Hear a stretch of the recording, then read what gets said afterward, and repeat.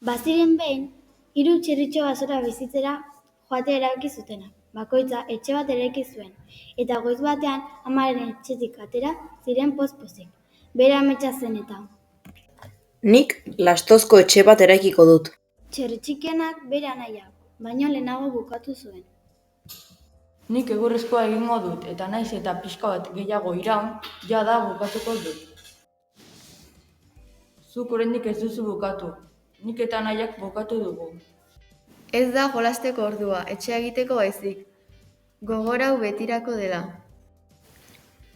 Guk bizitzataz disfrutatzen dugu. Baina etxe bat da.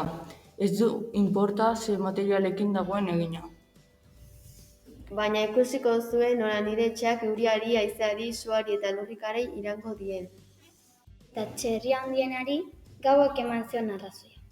Gau hartan, otsoa izatzera atera zen. Gaur gozez esnatu naiz, eta baso honetan txerri usaila du. Baina zer ikusten dut? 3 txerritxoak? Otsoa etxera hurbildu zen, lehenik txerri txikienara joan zen. Txerri txikia, ireki atea, oraintxe bertan atera. Ja, aber baduzun irekitzea. Otsoa haserretu egin zen eta putz eginez etxea puskatu zuen. Putz eta putz, zure etxea puskatuko dut.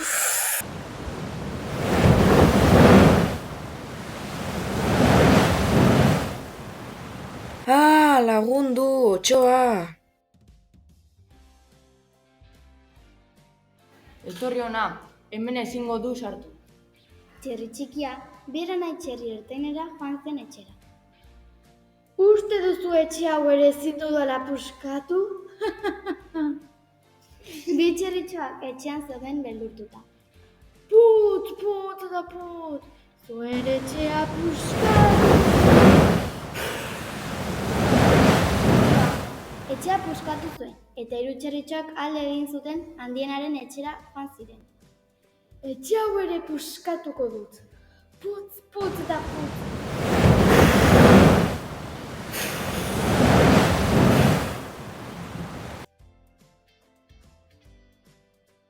Ezin du sartu, Otsoa ardiz mozortu zen. Nola 3 txerritxoek otsoari ez ziren sinistu, otsoak ideia bat eduki zuen. Tximinitik sartzea. Orduan tximinitik sartu zen otsoa. Eta ondoren, txerri handiena konturatu zer nahi zuen egin otsoak.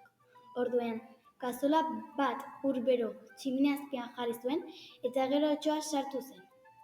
Eta airean atera zen. Hortatik aurrera, otsoa ez zen gehiago azaldu, ez da hurbildu ere egin txerritxoen gana. Agur otso! Eta honela bukatu zen gure historia.